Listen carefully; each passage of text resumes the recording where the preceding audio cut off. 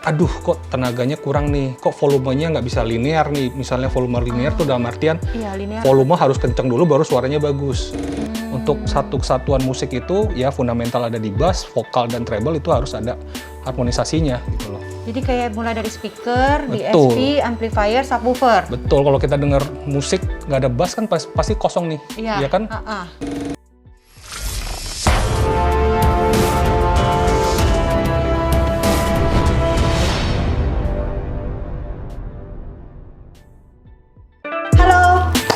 Kali ini Lena mau membahas produk-produk lebih detail lagi bersama Ko Edi dari Cartens Jakarta. Seperti yang sebelumnya kan kita sudah bahas di video sebelumnya di channel Cartens Autosound. Betul Ko Edi? Betul. Ya, di channel YouTube-nya Ko Edi. Nah, itu kita sudah membahas untuk upgrade audio bagaimana yang baik, yang bagus. Nah, sekarang kita mau bikin video ya untuk lebih detail-detailnya. Yuk, Ko Edi, kita tolong waktunya. Ya, Lena. Oke. Iya. Jadi kemarin kita udah ngebahas mengenai speaker ya, mengenai audio secara general ya. Sekarang kita akan bahas secara detail, oke? Iya.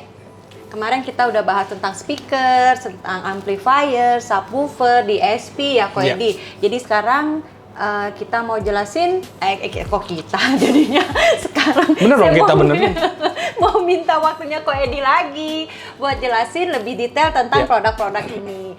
Nah, bagaimana memilih speaker yang baik sih Ko Edi? Oke, jadi kemarin kita udah bahas mengenai sistem audio ya, secara overall ya. Kemarin kita udah bahas. Dan kemarin kita adalah opsi pertama kita akan mulai dari speaker, oke? Speaker. Nah untuk speaker yang baik nanti kita akan lakukan pemilihan biasanya beberapa poin yang harus kita perhatikan. Pertama adalah biasanya kita harus perhatikan brandnya, oke? Karena brand itu menentukan kualitas pembuatan speaker, ya.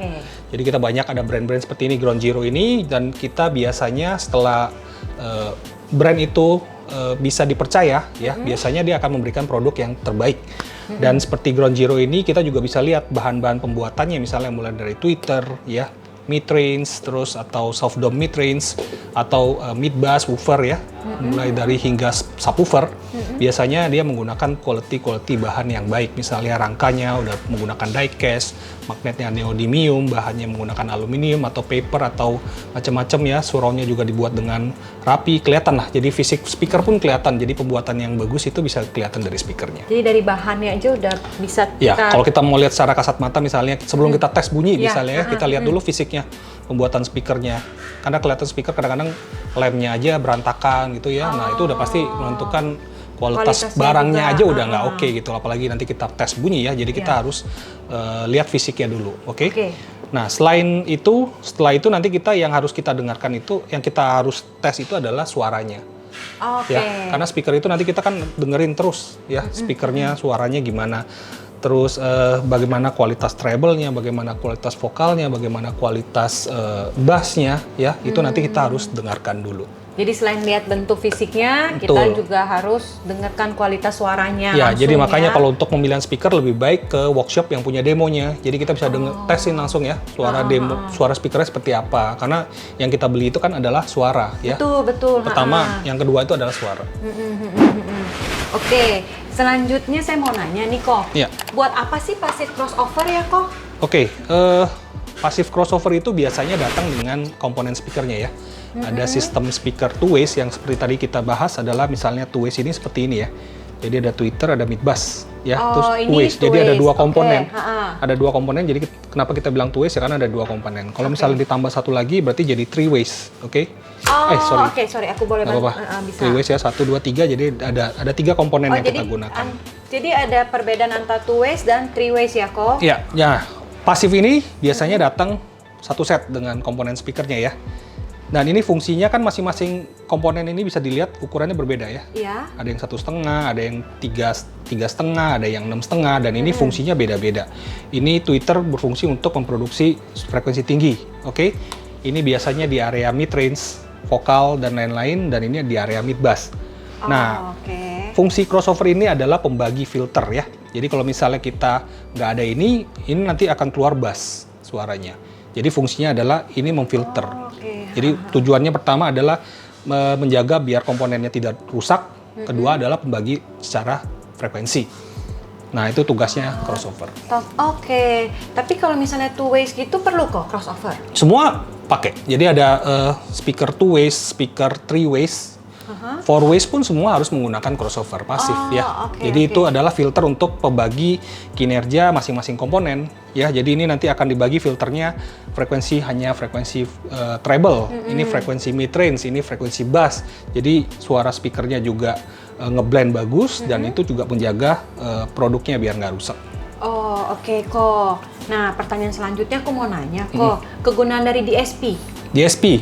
Jadi kemarin kita di video yang kemarin kita udah bahas ada speaker ya. Kedua adalah kita bisa melakukan upgrade DSP atau DSP ampli ya. Jadi yang sering kita dengar itu DSP itu adalah digital sound processor. Jadi singkatannya seperti itu ya. Nah, ini ada di sini ya, kita bisa lihat. Nah, DSP itu nanti kita akan bagi berdasarkan channel ya. Jadi misalnya yang DSP paling simple itu bisa mulai dari 5 channel, 6 channel dan sampai ke yang paling lengkap misalnya bisa 16 channel gitu ya. Itu channel-channel itu untuk? Nah, ini nanti pembagiannya adalah channel ini berdasarkan nanti kita akan menggunakan sistem seperti apa. Misalnya three ways, kita ambil three ways ya. Berarti kan ini 2 channel ya. Ini 2 channel, ini 2 channel. Jadi ini udah total 6 channel kiri kanan ya. Nah, itu nanti channel itu berfungsi untuk pembagi suara. Nah, tapi ini nggak bisa langsung ke sini karena ini pure DSP. Ya, yang bisa langsung ke sini berarti kita bisa menggunakan DSP dengan amplifier yang model-model sekarang udah ada built-in ya. Nanti kita akan bahas secara detail mengenai perbedaan antara DSP ampli atau yang DSP murni ya. Sedangkan yang di sini ini adalah DSP murni. Oke. Nanti kita akan bahas mulai dari DSP ampli dulu ya. Oke, DSP itu pun ada yang murni aja DSP, ada juga yang fungsinya adalah digital sound processor tanpa amplifier dan ini adalah yang prosesor murni. Oke, kalau untuk DSP sendiri apa sih kok yang bagusnya? Oke, DSP yang bagusnya itu nanti kita akan lihat penggunaan DAC. DAC apa DAC itu? komponen secara ya, kita ngomongin secara awam aja kita bahas. Jadi di perangkat ini kan ini adalah namanya sesuai digital sound processor ya. Jadi dia akan mengolah signal analog menjadi digital, nanti dia akan diprocessing dan itu akan menghasilkan suara output ya. Oke, secara awam kan gitu bahasnya ya. Nah, di sini kan itu komponen elektriknya ada menggunakan ADDA biasanya. Dan itu biasanya kita bisa lihat di chipnya ada AK, ASAI KC atau IS Pro ya, banyak macam ada digital audio ya. Terus itu akan mempengaruhi kualitas suara biasanya. Dan yang biasa kita kalau orang technical lihat itu adalah dynamic range-nya, terus tipe DAC yang digunakan, terus nanti masing-masing DAC itu ada karakteristik suaranya biasanya ya. Jadi nanti kita akan lihat kualitas kayak misalnya gini prosesor kita akan lihat juga kualitas misalnya dari softwarenya, kualitas dari kelengkapan fiturnya. Kita bisa lihat di dalam ada crossover aktif misalnya ya. Terus ada parametric EQ, terus ada time correction. Time correction nanti kita akan lihat lagi berapa jaraknya per millisecond misalnya. Jadi secara detail nanti kita akan bahas satu persatu mengenai kualitas masing-masing DSP. Tapi yang biasanya kalau kita bilang DSP yang bagus itu nanti kita akan menilai dari kualitas komponennya pertama, habis itu nanti kita akan nilai juga desainnya, terus kita akan lihat lagi dari segi softwarenya. Jadi nanti kita akan lihat kelengkapan DSP itu bagus atau tidak, kita akan lihat dari poin-poin tersebut. Jadi poinnya banyak ya? Banyak sekali. Kalau ngobrol sama installer yang expert banget beda ya bahasanya. Jadi kalau saya itu sedikit bingung. Kalau kita kita bisa ngebahas itu mungkin satu komponen ini bisa dibikin video sendiri ya. Jadi kita pembahasannya nanti akan banyak sesuai dengan komponen. Karena kita mau bahas general, nanti kita akan secara langsung aja kita bahas. Detail ya. Iya. Aduh kok Edi bener-bener deh. Bagus banget loh penjelasannya loh. Oke kok, pertanyaan selanjutnya. Apa gunanya tambahan amplifier dan tips memilih amplifier? Oke, jadi untuk amplifier ini tadi juga kita ada bahas ya. Jadi ada DSP ampli, ini DSP murni, dan ini adalah amplifier ya. Jadi tadi kita bahas yang ini ya. Nah, ini kan DSP ya. Ada dua nih, sekarang ada pemilihannya misalnya yang DSP ampli lebih compact, dan ini adalah yang DSP dan amplifier. Amplifier yang tadi ya, oke. Nah, amplifier sesuai dengan namanya itu amplified, jadi dia memperkuat signal. Ya, jadi misalnya inputnya 1 dikali 10 ya jadi keluarnya 10. Jadi itu secara overall kita akan membayangkan kalau misalnya dengan penambahan amplifier itu suaranya akan linearity-nya akan berbeda. Linearity itu apa? Jadi kita bahas secara awam, beberapa customer akan ngomong gini, kenapa sih suara audio saya pada saat volume, misalnya volumenya di atas 30, kita ambil range head unitnya 0 sampai 40 nih volume level ya. Kenapa hanya di volume 30 suaranya keluar semua, bassnya keluar, mid-nya keluar, treble-nya keluar, dan suaranya lebih enak dibandingin saya mendengarkan di volume 15. Oh, gitu. Jadi volume pun menentukan kok? Nah, yang bisa menentukan itu adalah amplifier. Jadi kenapa kita memerlukan amplifier? Karena kita ingin mendapatkan linearity suara mulai dari volume yang paling rendah hingga yang paling atas itu, jadi suara tonal balance-nya bisa bareng. Jadi kenapa kita bisa, kalau sistem yang menggunakan amplifier nih, amplifier juga ada kelas-kelasnya ya, nanti kita bisa bahas di video sendiri. Nah, kalau misalnya kita menggunakan amplifier yang bagus, kenapa volumenya nggak perlu kenceng-kenceng nih? Ya, volume kecil aja suara bassnya keluar, suara vokalnya enak didengar, treble-nya juga bisa keluar detailnya, karena itu udah di-amplified ya dari amplifier ini. Oke. Jadi kan gampang kan dicerna ya? Iya. Gampang banget. Berarti penting juga ya kok. Kalau misalnya kita ditanya penting, ya semua penting. Semua jadi penting, ya? Mulai dari speaker. Kalau kita hanya menggunakan speaker, oke, sudah bagus, tapi apakah udah enak? Belum ya. Ditambah lagi prosesor. Tapi ini nggak bisa berjalan sendiri ya. Atau kita gunakan yang DSP ampli, karena ini ada prosesornya, ada amplifier, jadi kita bisa langsung ngedrive speaker. Ini juga udah oke. Tapi apakah ini langsung puas banget? Ya belum tentu. Kalau orang yang lagi pengen yang lebih puas lagi, mungkin bisa menggunakan yang DSP dan amplifier terpisah. Ya, jadi dari sini masuk sini baru. Jadi pun ini ada pilihan juga ya. Betul. Jadi kalau untuk sistem audio yang bagus, lebih baik sih dikonsultasikan kepada advisor ya. Jadi kalau misalnya kita installer, kita bisa memberikan solusi yang terbaik dan customer ingin dapat yang seperti apa. Jadi kalau cuma sekedar browsing tapi itu ya nggak membantu ya kok. Lebih baik dikonsultasi. Takutnya nanti mendapatkan informasi yang salah kaprah gitu kan. Malam hasil audionya malah nggak jadi bagus. Jadi kita kan maunya hasilnya lebih baik, customernya puas, enjoying music di mobil. Itu kan yang tujuan utamanya. Betul. Kalau pengen subwoofer tapi nggak mau yang ganggu fungsi bagasi kok, nah itu gimana? Subwoofer itu sebenarnya ada dua, aktif dan pasif ya. Aktif pun ada model yang kotak seperti ini ya. Bisa dilihat sini ada model yang ini yang pasif ya, karena nggak ada komponen amplinya di sini. Nah, ini bisa dibagi dua, ada yang model box, ada yang model di bawah jok. Jadi di bawah jok biasa agak tipis ya kan. Nah, itu juga bisa disebut sebagai subwoofer. Nah, untuk subwoofer misalnya bagaimana tidak mengganggu bagasi, kita bisa konsultasikan aja, karena setiap mobil itu punya konstruksi yang berbeda interiornya, dan kita bisa desain custom. Kita bisa bikin style, bagaimana caranya menempatkan subwoofer tapi tidak kelihatan gitu lah, banyak caranya. Jadi bisa request deh kok ya, mau di belakang atau mau di bawah jok juga bisa, semua pokoknya. Mau yang di bawah jok nggak kelihatan bisa, terus mau yang di belakang kita buatkan custom tapi semuanya OEM style atau kayak nggak ada bagas, nggak ada sub nih, kita juga bisa. Oke. Gitu. Pertanyaan selanjutnya kok, kabel kok. Kabel kok. Kabel nih kok. Kabel gimana kok? Penting juga apa cuman variasi atau sekedar kabel-kabel biasa boleh? Kadang-kadang kan kita sebutkan ini adalah komponen utama ya.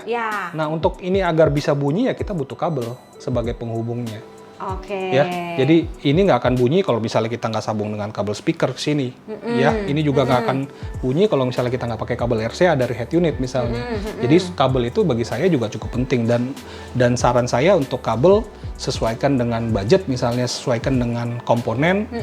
Kalau bisa selevel atau lebih tinggi nggak masalah ya, karena kabel itu sekali jalan dan itu akan dipakai selamanya.